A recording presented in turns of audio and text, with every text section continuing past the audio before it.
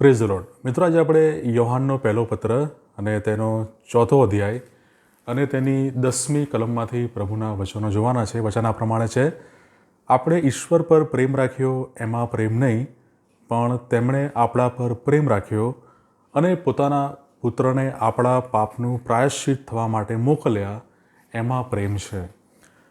મિત્રો, આજનો જે શાસ્ત્રપાઠ છે યોહાનનો પહેલો પત્ર, તેનો 4થો અધ્યાય 10મી કલમ.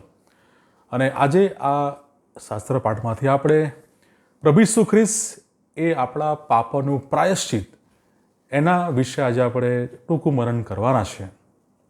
મિત્રો, વધસ્તંભ પર પ્રભુ ઈસુ ખ્રિસ્તે પોતાનો પ્રાણ, પોતાનો જીવ આપી દીધો સમગ્ર માનવ જાતને માટે.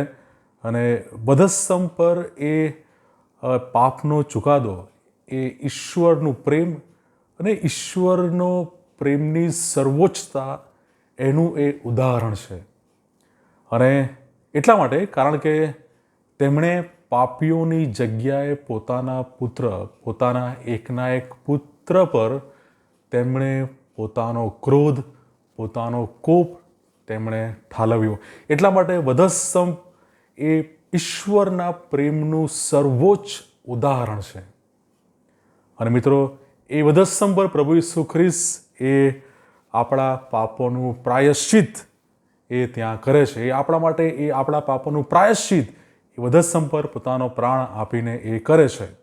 અને મિત્રો, વધસ્તંભ ઉપર પ્રભુ ઈસુના બલિદાનની પાપની સજાને માટે ઈશ્વરની પવિત્રતા, એમના પવિત્રતાના ધોરણો અને એમની પવિત્રતાની દરેક માંગણીઓ એ પ્રભુ ઈસુ ખ્રિસ્તના બલિદાન દ્વારા એ ત્યાં એ સંતોષાય છે. એમની જે કંઈ પણ રિક્વાયરમેન્ટ છે, એ ક્રોધને, કોપને શાંત કરવાના માટે એ પ્રભુ ઈસુ ખ્રિસ્ત પોતાનો પ્રાણ આપીને વધસ્તંભ પર પોતાનું નિર્દોષ રક્ત વહેવડાવીને એને શાંત કરે છે, એને સંતુષ્ટ કરે છે. અને મિત્રો, ઈસુ એ પોતે પાપરૂપ બની ઈશ્વરને એ સંતુષ્ટ કરે છે, ઈશ્વરના ક્રોધને, કોપને એ શાંત કરે છે. મિત્રો, હિબ્રુઓને પત્ર તેનો 9મો અધ્યાય 5મી કલમ, ત્યાં એક શબ્દ છે દયાસન. અને આ જે દયાસન શબ્દ છે, એ પ્રાયશ્ચિતને સાથે એ સાંકળતો શબ્દ છે, એને સંલગ્ન શબ્દ છે. ત્યાં નોંધે છે કે ખ્રિસ્ત પરમ પવિત્ર સ્થાનની જેમ આપણું દયાનું સ્થાન બની ગયા, જેમ પ્રાયશ્ચિતને દિવસે. ત્યાં પ્રભુ ઈસુ ખ્રિસ્ત એ ત્યાં દયાસનની ત્યાં વાત લખેલી છે. અને પ્રભુ ઈસુ ખ્રિસ્તનું જે નિર્દોષ, નિષ્કલંક રક્ત છે, એ જાણે કે દયાસન પર જેમ રક્ત છંટાય, એમ લોકોને પાપની પ્રાયશ્ચિત થતું, પાપોની માફી મળતી, તેમ પ્રભુ ઈસુ ખ્રિસ્ત એ આપણા પાપોનું પ્રાયશ્ચિત છે. અને આખી વાત તમે જો જૂનો કરાર તપાસો તો લેવીઓનું પુસ્તક, તેનો 16મો અધ્યાય તમે વાંચો, ત્યાં આખી વાત ત્યાં લખેલી છે. અને લેવીય 16 અને 15 જણાવે છે, પાપાર્થપણના બકરાનું રક્ત દયાસન પર છાંટે, એ વાત ત્યાં લખેલી છે. અને ખ્રિસ્તે પણ પોતાનું પવિત્ર, નિર્દોષ, નિષ્કલંક રક્ત એ એમણે વહેવડાવીને ઈશ્વરના પવિત્ર ન્યાય અને ક્રોધની માંગણીને એ ત્યાં પૂરું કરે છે. એ ક્રોધની માંગને પોતાનું રક્ત વહેવડાવી એ સંતોષે છે અને એ આપણું પ્રાયશ્ચિત ત્યાં કરે છે. મિત્રો, દયાસન પર જ્યારે એ યાજક એ હલવાના રક્તનો છંટકાવ કરતો, ત્યારે ત્યાં જે વ્યક્તિ હોય એના પાપોનું પ્રાયશ્ચિત ત્યાં થતું. પણ આપણા પાપોનું પ્રાયશ્ચિત એ પ્રભુ ઈસુ ખ્રિસ્તે પોતાનું રક્ત વહેવડાવીને, પોતાનું બલિદાન આપીને તેમણે આપણા પાપોનું પ્રાયશ્ચિત તેમણે કર્યું છે. અને મિત્રો, આ જે શબ્દ છે પ્રાયશ્ચિત, ઇંગ્લિશમાં એના માટે શબ્દ છે પ્રોપિશિએશન. અને એનો જે બે અર્થ થાય છે અપીઝમેન્ટ અથવા સેટિસ્ફેક્શન. ગ્રીક જે શબ્દ છે પ્રોપિશિએટિંગનો, એનો જે ગ્રીક શબ્દ છે એ છે હિલાસ્મોસ, HILASMOS. અને આ જે હિલાસ્મોસ એ ગ્રીક શબ્દ છે, અંગ્રેજીમાં જો એનો અર્થ થાય છે પ્રોપિશિએટિંગ, અપીઝમેન્ટ, ગુજરાતીમાં શાંત કરવું અથવા સંતુષ્ટ કરવું. ઈશ્વરનો ક્રોધ, ઈશ્વરનો કોપ, એની સામે કોઈ ટકી શકે નહીં. પણ ઈશ્વરના ક્રોધને, ઈશ્વરના કોપને શાંત કરવાને માટે એકમાત્ર નિર્દોષ હલવાન એટલે કે પ્રભુ ઈસુ ખ્રિસ્ત જ એમના ક્રોધને, એમના કોપને એ શાંત કરે છે, સંતુષ્ટ કરે છે.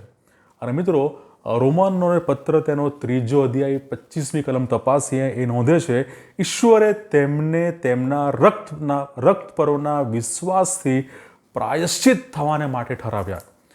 આ પ્રાયશ્ચિતના કુલ 5 પાસા છે. સૌથી પહેલો જે આપણે અત્યારે જોઈ રહ્યા છીએ, પ્રાયશ્ચિતનો અર્થ થાય છે શાંત કરવું, સંતુષ્ટ કરવું. ઈશ્વરનો ક્રોધ અને ઈશ્વરના કોપને શાંત કરવાને માટે પ્રભુ ઈસુ ખ્રિસ્ત એ પ્રાયશ્ચિત બને છે. અને ઈશ્વર એમને પ્રાયશ્ચિત થવાને માટે એમને એ ઠરાવે છે. તો આપણા પાપોનું પ્રાયશ્ચિત એ પ્રભુ ઈસુ ખ્રિસ્ત છે. અને પ્રાયશ્ચિતનો અર્થ થાય છે ઈશ્વરના કોપને, ક્રોધને શાંત કરવો. અને તો એકમાત્ર પ્રભુ ઈસુ ખ્રિસ્ત જ એ કરી શકે છે.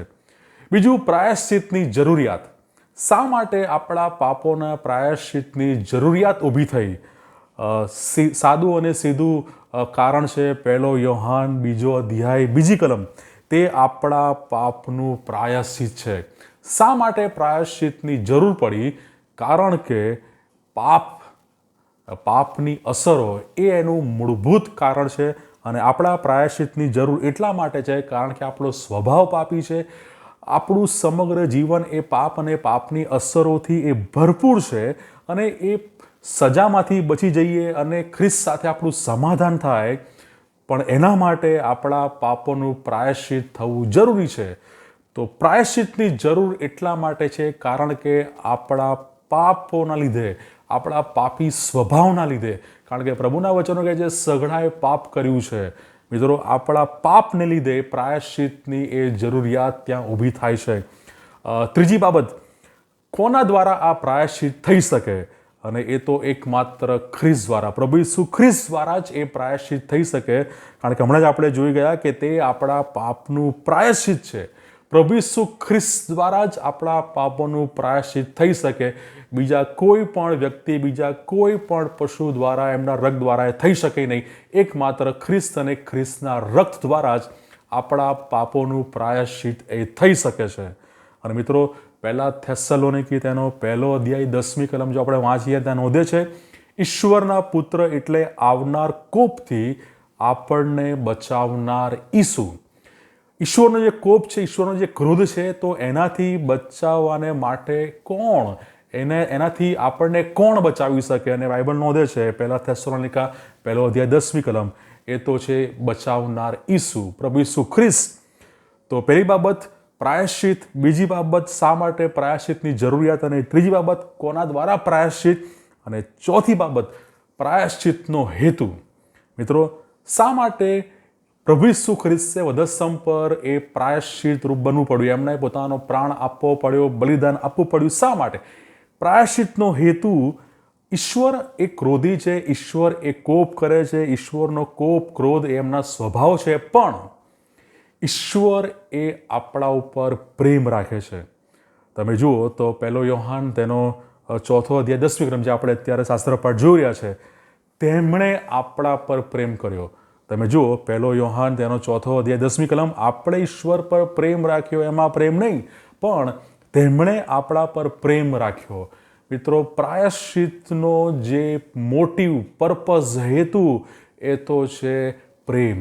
ઈશ્વર એ આપણને પ્રેમ કરે છે, ઈશ્વર એ એમના સર્જનને પ્રેમ કરે છે.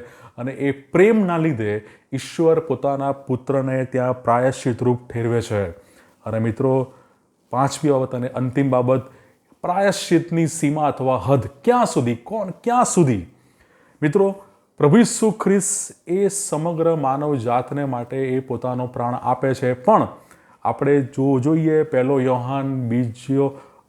યોહાન તેનો 2 અધ્યાય 2 કલમ, એ નોંધે છે તે આપણા પાપોનું પ્રાયશ્ચિત છે. અને માત્ર આપણા જ નહીં, પણ આખા જગતના પાપનું પ્રાયશ્ચિત છે. એ પ્રાયશ્ચિતની જે સીમા છે, એની જે હદ છે, એ સમગ્ર જગતના લોકોને માટે છે. પણ એમાં આપણે એને યુનિવર્સલિટી લીધે આપણે એ કોન્સેપ્ટમાં ના લઈએ, પણ જે કોઈ તેમના પર વિશ્વાસ કરે એ દરેકને માટે પ્રભુ ઈસુ ખ્રિસ્ત એ પ્રાયશ્ચિત એ બને છે. જે કોઈ પોતાનું જીવન પ્રભુને સોંપે છે, પાપોની કબૂલાત કરે છે અને પસ્તાવી હૃદય પ્રભુની પાસે આવે છે, એ દરેક વિશ્વાસીને માટે પ્રભુ એ પ્રાયશ્ચિત રૂપ ઠરે છે, પ્રાયશ્ચિત રૂપ બને છે. તો પ્રાયશ્ચિત એનો આપણે મિનિંગ જોઈ ગયા. ગ્રીકમાં એનો જે શબ્દ છે એ હિલાસ્મોસ, એનો અર્થ થાય છે શાંત કરવું અથવા સંતુષ્ટ કરવા. પ્રાયશ્ચિતની જરૂરિયાત શા માટે? કારણ કે આપણા પાપોને લીધે. અને પ્રાયશ્ચિત એક કોના દ્વારા? એ તો એકમાત્ર પ્રભુ ઈસુ ખ્રિસ્ત એમના રક્ત દ્વારા. અને પ્રાયશ્ચિતનો હેતુ શું? પ્રાયશ્ચિતનો હેતુ એ ઈશ્વરનો પ્રેમ. ઈશ્વર આપણા પર પ્રેમ કરે છે, એટલા માટે જ એમણે પોતાના પુત્ર પ્રભુ ઈસુ ખ્રિસ્તને એ પ્રાયશ્ચિત રૂપ ત્યાં ઠેરવે છે. અને છેલ્લી બાબત, પ્રાયશ્ચિતની સીમા અને હદ ક્યાં સુધી?